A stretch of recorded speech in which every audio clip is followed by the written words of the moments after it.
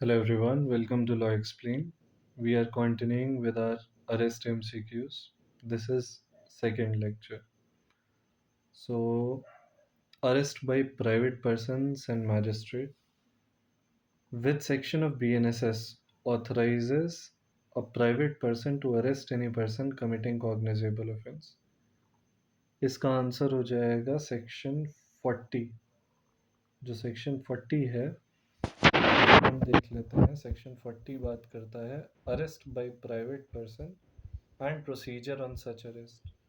Private person के द्वारा arrest, और जब अरेस्ट एक तो कर सकता है पहली चीज़, और दूसरी चीज़ है उसका प्रोसीजर क्या होगा। ये दोनों चीज़ें एक ही में दे रखी हैं।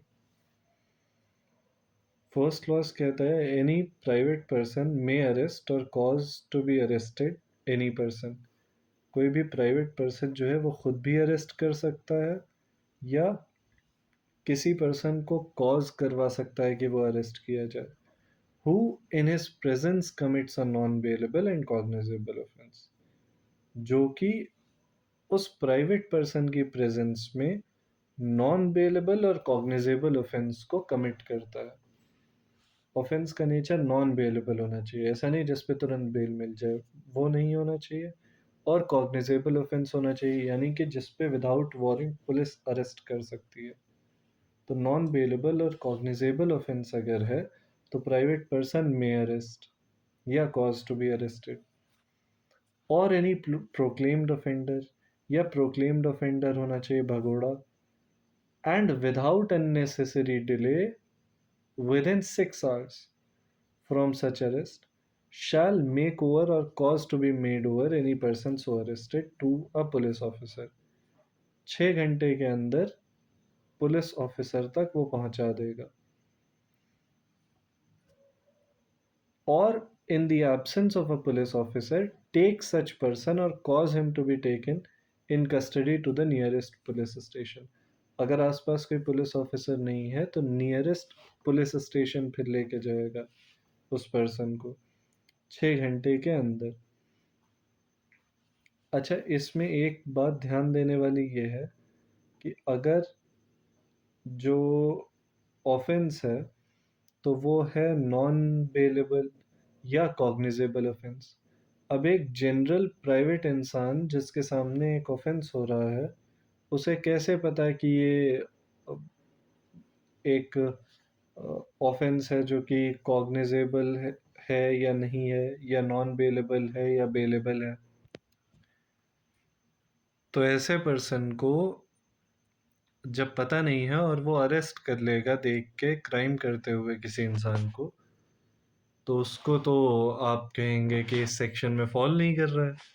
तो क्या वो प्राइवेट इंडिविजुअल गिल्टी होगा? तो गिल्टी नहीं होगा, because he will get the benefit of section 14 BNS, which is a general defence of mistake of fact. फिर सेक्शन 40 का क्लॉज 2 कहता है if there is a reason to believe that such person comes under the provisions of subsection 1 of section 35। अगर reason to believe है कि जो जिसको arrest किया जा रहा है comes under the provisions of 35(1), a police officer shall take him in custody. यानी कि 35 का जो फर्स्ट है जो कह रहा है in presence of police officer और कॉग्निजेबल ऑफेंस जिसने कमिट किया है, कह रहे हैं कि अगर ये रीज़न टू बिलीव है कि वो पर्सन ने पुलिस ऑफिसर के सामने ऑफेंस कमिट किया था और उसको कस्टडी में पुलिस ऑफिसर ले लेता, तो प्राइवेट इंडिविजुअल भी उसको अरेस्ट कर सकता है। सेक्शन 40 का 3 कह रहा है if there is a reason to believe that he has committed a non cognizable offence. Non cognizable यानी कि जिस पे अरेस्टिंग नहीं हो सकती, and he refuses on the demand of police officer to give his name and residence, or gives a name or residence which such officer has reason to believe to be false, he shall be dealt with under provisions of section 39 But if there is no sufficient reason to believe that he has committed any offense, he shall be released at once. तो यहाँ पे वही non cognizable में arresting तब हो जाएगी अगर वो सही नाम और पता बता नहीं रहा है या गलत पता बता रहा है। अब सेकंड क्वेश्चन कह रहा है विच of the following statement is correct under BNSS. तो इन स्टेटमेंट्स में से कौन सा नहीं करेक्ट होगा देखते हैं। Where a private person or an authorized person has a right to arrest a person. Private person या कोई ऑथराइज्ड पर्सन है जिसको राइट टू अरेस्ट है and hand him over to custody of police, और police custody में देने का right है। Such private person can also make search of such arrested person. अब यहाँ पे जो सर्च लिखा हुआ है ये तो कहीं हमने देखा नहीं सेक्शन 40 में, तो यानी कि option A will be not correct as per BNSS.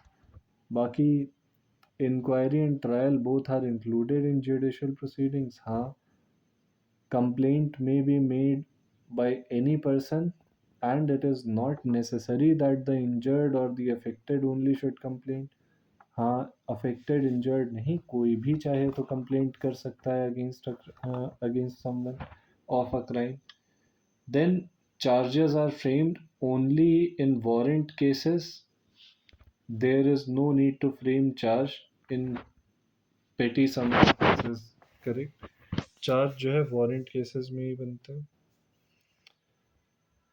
Section 40 of BNSS provides that any private person may arrest any person। हमने देखा है यहाँ पे who in his presence commits, कैसा ऑफेंस होना चाहिए, cognizable and non bailable.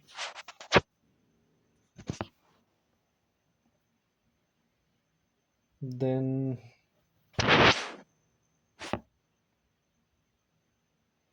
when a private person arrests any offender, then after how much time he has to make over the person to the police officer। यहाँ पे जैसा हमने देखा fourth line में, but with in 6 hours from the arrest, तो यहाँ पे option D will be the correct answer. When a private person arrests any offender and makes over such person to the police officer, and there is a reason to believe that such offender comes under the provision of subsection 35(1), such police officer shall, तो police officer क्या करेंगे, will take him into custody। assertion the purpose of criminal law is to prevent crimes, बिल्कुल सही बात है। और in certain situations even a private person can arrest another person, बिल्कुल सही बात है। तो यानी कि ए और आर दोनों करेक्ट तो हो गए। अब क्या आर जो है तो वो एक्सप्लेनेशन करेक्ट है असर्शन का, तो क्रिमिनल लॉ प्रिवेंट करने के लिए है क्राइम, और प्राइवेट इंडिविजुअल क्यों अरेस्ट कर रहा है दूसरे आदमी को, टू प्रिवेंट द क्राइम। तो yes, both A and R true and R is the correct explanation of A। Then under which section of BNSS a magistrate can arrest a person। Magistrate किस section में arrest कर सकता है, तो वो arrest कर सकता है सेक्शन 41 में। तो इस सेक्शन को देख लेते हैं। Magistrate can arrest a person under section 41। 41 कहता है arrest by magistrate when any offence is committed in the presence of a magistrate whether executive और जुडिशियल, चाहे वो डीएम एसडीएम हो या जुडिशियल मैजिस्ट्रेट हो, अगर सामने ऑफेंस कमिट हुआ है with in his local jurisdiction, तो ही मे हिमसेल्फ अरेस्ट, तो वो खुद अरेस्ट कर सकते हैं, और order any person to arrest the offender, या फिर किसी और से कह सकते हैं, कोई दुकान वाला खड़ा है उससे कह दिया कि भैया इसको पकड़ो, इसको इसको पकड़िए, मैं फला हूँ, मैं यहाँ का जुडिशियल मैजिस्ट्रेट हूँ, या ऐसे, तो प्राइवेट इंडिविजुअल से अरेस्ट करवा सकते हैं, या अ, अ, हाँ, या खुद अरेस्ट कर सकते हैं, and may thereupon, subject to the provisions herein contained as to bail, commit the offender to custody। अगर वो पर्सन ने ऑफेंस किया है किसी भी तरह का, यहाँ पे कोई भी रिक्वायरमेंट नहीं कि नॉन बेलेबल या बेलेबल हो, या कॉग्निजेबल या नॉन कॉग्निजेबल, अगर ऑफेंस कमिट हुआ है, अब ये कह रहे हैं subject to the provisions contained as to bail. अब मैजिस्ट्रेट देखेंगे कि वो जो ऑफेंस है वो बेलेबल है, अगर तो उसको वहीं पे बेल दे देंगे immediately if he is ready to furnish a bond. और अगर नॉन बेलेबल है तो उसमें देखेंगे क्या कर सकते हैं, और अगर उसको कस्टडी में रखना है तो commit the offender to custody. अब एनी मैजिस्ट्रेट वेदर एग्जीक्यूटिव और judicial may at any time arrest and direct the arrest in his presence within his local jurisdiction of any person whose arrest he is competent at the time and in the circumstances to issue a warrant। जो पहला वाला clause है उसमें presence of magistrate की बात हो रही है, प्रेजेंस ऑफ मैजिस्ट्रेट, यहाँ पे एनी मैजिस्ट्रेट वेदर एग्जीक्यूटिव और judicial may at any time arrest और डायरेक्ट इन हिज प्रेजेंस। यहाँ पे ऑफेंस का जो कमीशन है वो मैजिस्ट्रेट के सामने नहीं हुआ, लेकिन मैजिस्ट्रेट सामने खड़े हैं और वो ये कह रहे हैं कि अब जो है इसको अरेस्ट कर लो, क्योंकि हम जो है कॉम्पिटेंट हैं इसको अरेस्ट करने के लिए और वारंट इशू करने के लिए, तो हमारे सामने इसलिए अरेस्ट करो। फर्स्ट में उनकी प्रेजेंस में ऑफेंस हुआ है तो वो कह रहे हैं अरेस्ट करो, और सेकंड में उनकी प्रेजेंस में नहीं हुआ है ऑफेंस, लेकिन वो कह रहे हैं कि अरेस्ट करो।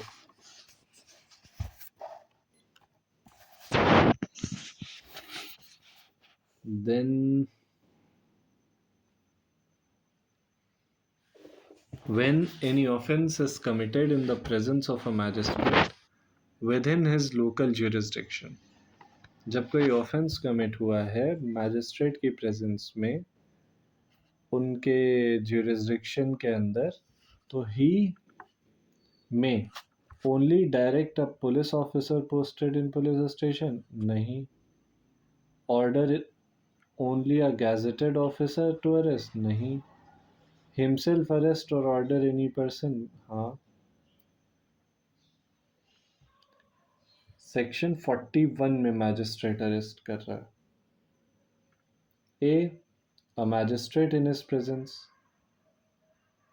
One in his presence one murder took place. A magistrate है और उनकी प्रेजेंस में मर्डर हुआ सामने, यानी कि क्लॉज 1 की बात हो रही है।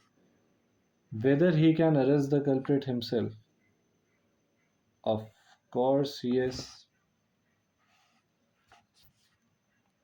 Then match the list.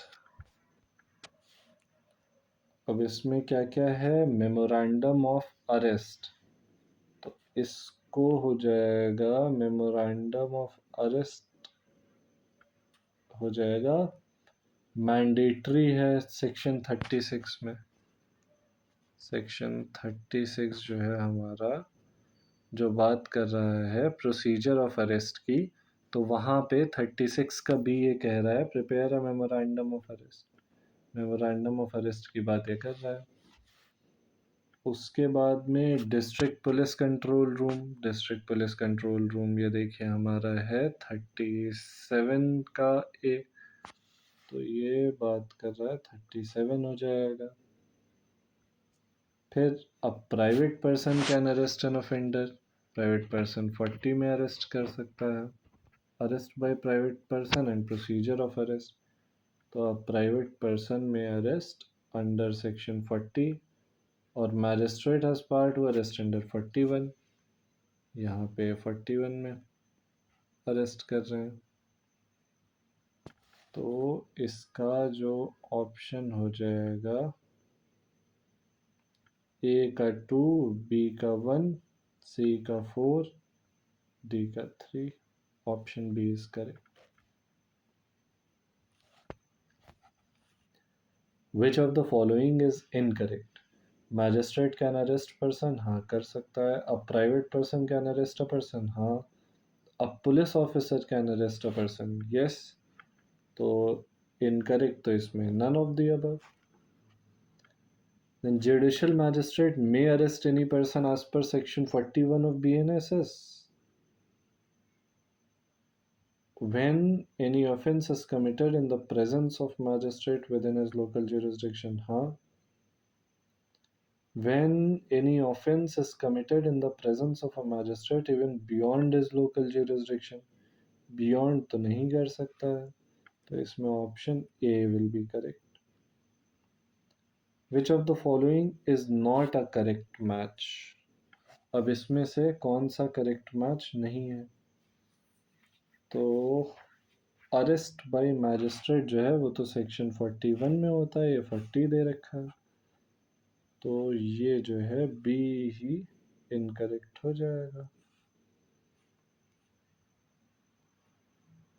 Then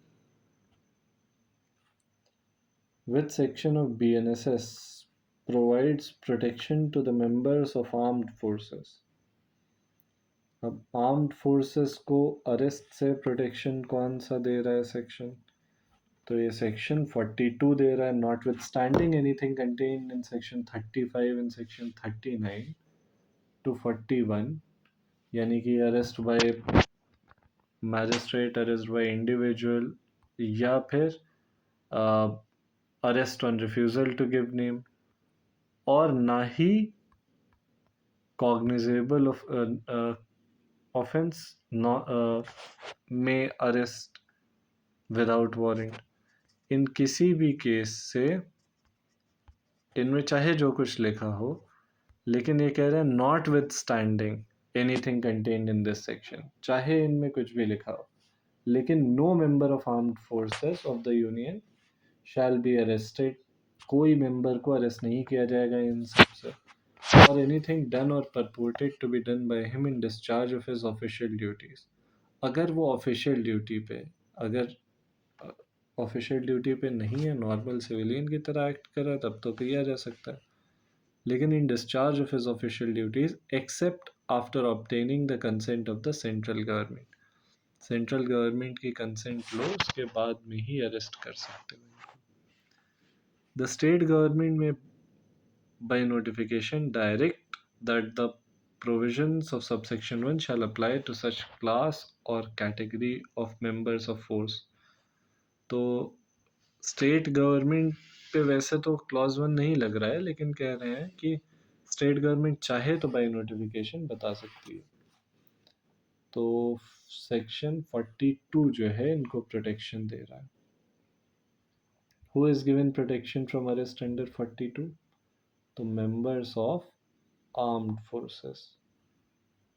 Then no member of armed forces of union shall be arrested for anything done or purported to be done by him in discharge of his official duties except after obtaining the consent of। किसकी consent के बाद arrest किया जा सकता है? वैसे तो नहीं अरेस्ट किया जाएगा, लेकिन किसी के कंसेंट के बाद अरेस्ट किया जा सकता है, तो वो कंसेंट है सेंट्रल गवर्नमेंट की।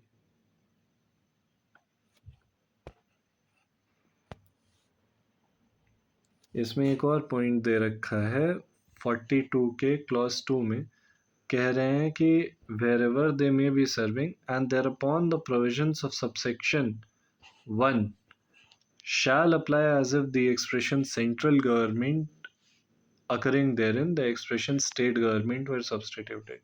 यानी कि ये जो सेंट्रल गवर्नमेंट लिखा है कि सेंट्रल गवर्नमेंट की कंसेंट लेंगे, तो यहाँ पे सेंट्रल गवर्नमेंट की कंसेंट नहीं, स्टेट गवर्नमेंट की कंसेंट लेंगे।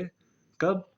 जब स्टेट गवर्नमेंट ने नोटिफिकेशन से ये कह दिया है कि हमारा क्लास या किसी कैटेगरी ऑफ मेंबर्स जो हैं फोर्स के, उन पे ये सेक्शन लग जाएगा 42, यानी कि उनको भी प्रोटेक्शन मिल जाएगा। तब स्टेट गवर्नमेंट की परमिशन लगेगी, ना कि सेंट्रल गवर्नमेंट की। Then arrest how made. अब which of the following sections of BNSS provides procedure on how arrest will be made? तो अरेस्ट कैसे किया जाएगा, इसके लिए हमारे पास दे रखा है सेक्शन 43। तो arrest how made. In making an arrest the police officer or other person making the same. जब अरेस्ट किया जाएगा तो पुलिस ऑफिसर या कोई भी और पर्सन जो कि अरेस्ट कर रहा है shall actually touch or confine the body of the person to be arrested। वो टच करेगा या फिर उसको कन्फाइन जैसे भी हो सकता है, उसको घेराबंदी कर लेगा उस बॉडी की जिसको अरेस्ट करना है, to be arrested, unless there is a submission of the custody to the custody by word और एक्शन। तो जब तक बाय वर्ड या एक्शन से कस्टडी में सबमिशन नहीं हो जाएगा, वो आदमी कह दे कि हाँ हाँ सर हम चल रहे हैं, या एक्शन से साथ चल दे, तब तक वो पर्सन को टच या कन्फाइन किया जा सकता है उसकी बॉडी को जिसको अरेस्ट करना है। अब यहाँ पे provided that where a women is arrested, जहाँ पे औरत की गिरफ्तारी हो रही है, unless the circumstances indicate to the contrary. तो यानी कि हमें एक प्रिजम्पशन लेना है। क्या प्रिजम्पशन लेना है? जब औरत की को अरेस्ट किया जा रहा है तो दे आर सेइंग कि हर सबमिशन टू द कस्टडी, उसका submission to the custody on an oral intimation shall be presumed. तो यहाँ पे प्रिजम्पशन है कि जो फीमेल है उसने ऑलरेडी कस्टडी में सबमिट कर रखा है बोलने मात्र से, unless the circumstances otherwise require, or unless the police officer is a female. Female police officer है तो टच कर सकती है। The police officer shall not touch the person of women for making an arrest. तो यानी कि ये कह रहे हैं कि वुमेन जो है उसको अरेस्ट करते वक्त police officer shall not touch. क्यों? क्योंकि हर सबमिशन टू कस्टडी और oral intimation shall B presume, क्योंकि उसका जो सबमिशन है कस्टडी में वो प्रिज्यूम किया जाएगा बोलने मात्र से, unless the circumstances otherwise require. जब सर्कमस्टांसेस अगेंस्ट ना हो कि वो फीमेल लड़ाई झगड़ा करे, मारपीट करे, तब तो टच किया जा सकता है, लेकिन उसके अलावा नहीं। या फिर पुलिस ऑफिसर फीमेल हो, अगर फीमेल पुलिस ऑफिसर है तो शी कैन टच, तब इतनी कोई प्रॉब्लम नहीं। ये अरेस्ट किस तरह से होगी? तो पहले में कह रहे हैं कि आप टच कर लो बॉडी को, जब तक वो सबमिट ना कर दे। वुमेन है फिर कह रहे हैं प्रोवाइडेड, तो वहां पे उसको टच मत करो, प्रिजम्पशन है कि she has submitted. Then clause 2 says कि if such person forcibly resists the endeavor to arrest him or attempts to evade the arrest, अगर कोई वो पर्सन फोर्सिबली रेजिस्ट कर रहा है अरेस्ट को, सच police officer or other person में use all means necessary. अगर वो रेजिस्ट कर रहा है, कुछ हाथ वाथ खींच रहा है, तो वहाँ पे आप उसकी टांगे तोड़ दो, उसको गिरा लो, कुछ कर लो। ये कह रहे हैं कि सब जस्टिफाइड है, जितना नेसेसरी मीन्स हो वो अप्लाई कर दो। Then a police officer may, keeping in view the nature and gravity of the offense, use handcuff। While making the arrest of the person. तो अरेस्ट करते टाइम अगर देखेगा कि बहुत ज़्यादा नेचर ग्रेविटी ऑफेंस इस तरह का है कि वो किलर है, वो यहाँ पुलिस को भी मार सकता है, तो पुलिस हैंडकफ यूज कर सकती है थर्ड क्लॉज के हिसाब से। ये सेक्शन 43 का 3 बता रहा है कि हैंडकफिंग अलाउड है। और while producing before the court who is habitual or repeat offender or who escaped from custody or who committed offense of organized crime, terrorist act, drug related crime, illegal possession of arms, ammunition, murder, rape, acid attack, counterfeiting of currency, notes, human trafficking, sexual offenses against children या offence against the state, इस तरह का कोई person है तो उसकी भी हैंडकफिंग 43 के 3 में अलाउ कर रहे हैं। 43 2 में कह रहे हैं कि उसको आप गिरा सकते हो, आप उसके साथ धक्का मुक्की कर सकते हो if he is not cooperating or if he forcibly is trying to evade from arrest. Then fourth is saying nothing in this section gives a right to cause death of a person who is not accused of an offense punishable with death or with imprisonment. तो यहाँ पे आप धक्का मुक्की कर सकते हो, उसके पैर पे मार सकते हो, टांगे तोड़ दो, हाथ मोड़ दो, लेकिन कोई ये राइट नहीं दे रहा है डेथ कॉज करने का कि आप उसको गोली मार दो। वो इंसान जो कि डेथ और विद इम्प्रिजनमेंट फॉर लाइफ के ऑफेंस से अगर पनिशेबल अक्यूज्ड नहीं है, तब तक आप उसे जान से नहीं मार सकते। 43 का 4 जो है तो वो अक्यूज्ड की जान की परवाह कर रहा है। Then fifth says कि save in exceptional circumstances no woman shall be arrested after sunset and before sunrise। यहाँ पे exceptional circumstances को अलाउ कर रहे हैं। इन जनरल कह रहे हैं कि no women shall be arrested after sunset and before sunrise. Where such exceptional circumstances exist, जहाँ पे एक्सेप्शनल सर्कमस्टांसेस एग्जिस्ट करेंगे वहाँ पे the women police officer shall by making a written report. Women police officer होना must है और written report होगी। फिर obtain a prior permission of the magistrate of first class, magistrate first class की permission लगेगी, वुमेन पुलिस ऑफिसर रिटन में लेगी। और मैजिस्ट्रेट फर्स्ट क्लास कौन होगा? जिसके लोकल जुरिस्डिक्शन में द ऑफेंस इज कमिटेड और अरेस्ट टू बी मेड। तो जहाँ पे अरेस्ट किया जा रहा है या ऑफेंस का कमीशन हुआ, वहाँ पे जिस मैजिस्ट्रेट की कोर्ट में हुआ तो उसके लोकल जुरिस्डिक्शन के हिसाब से वुमेन पुलिस ऑफिसर रिटन में मांग सकती है कि हम कस्टडी में लेंगे इसको रात के वक्त, after sunset before sunrise.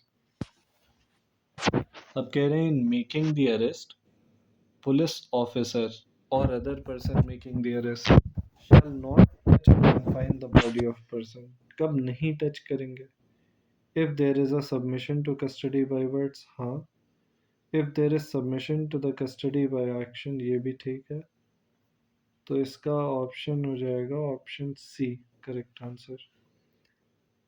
Then which one of the following section of BNSS prohibits the male police officer from touching the person of woman while making her arrest? कौन से सेक्शन में BNSS के प्रोहिबिट किया गया है mail police officer को touch करने से the person of women while making the arrest? तो ये जो है टचिंग पे प्रोहिबिट कर रहा है सेक्शन 43 के 1 का प्रोवाइजो। प्रोवाइजो ये बात कर रहा है कि unless circumstances indicate to the contrary, कि आप जो है वुमेन टू बी अरेस्टेड उसको पुलिस ऑफिसर जो है तो फीमेल होनी चाहिए। उसके अलावा police officer shall not touch. तो इसका आंसर हो जाएगा option C. Then which of the following statement is wrong? If a person forcibly resists the endeavor to arrest him, the police officer may use all means necessary to effect the arrest. हाँ. Then all means लेकिन नहीं कर सकता है. नहीं, इसमें all means दे रखा है कि हाँ all means कर सकता है यूज. डेथ नहीं कॉज कर सकता, लेकिन यहाँ पे they have written use all means. Clause 2 में यूज ऑल मीन्स नेसेसरी, तो इसका मतलब ये करेक्ट हो जाएगा. Cause the death of such person irrespective of offence he has committed, ये रॉन्ग है, तो यानी कि ये हमारा आंसर हो जाएगा. Then cause the death of such person accused of murder, हाँ मर्डर में अरेस्ट कर सकता है क्योंकि पनिशेबल विद डेथ और लाइफ इम्प्रिजनमेंट है. Cause the death of such person accused of culpable homicide not amounting to murder, उसमें भी डेथ और लाइफ इम्प्रिजनमेंट है, तो हमारा ऑप्शन बी इसका आंसर हो जाएगा. Which of the following sections of the BNSS provides police officer may use handcuff while effecting the arrest, तो हैंडकफ 43 के 3 में दे रखा है. 43 का 3. Then according to BNSS, for what offenses, crimes, circumstances, police officer may use handcuffs while arresting. तो drug related crime, offence of terrorism, habitual offender, तो इसमें option D. Save in exceptional circumstances, no woman shall be arrested after sunset or before sunrise, and where such exceptional circumstance to arrest exist, the woman police officer shall obtain the prior permission of the following. किसकी लेगी? Judicial magistrate first class की. Then power to search a place entered by person sought to be arrested, तो power to search a person, search करने की power, to search a person, to search a place entered by person, तो ये power दे रखी है section 44 में. इसको हम लोग नेक्स्ट में डिस्कस करेंगे.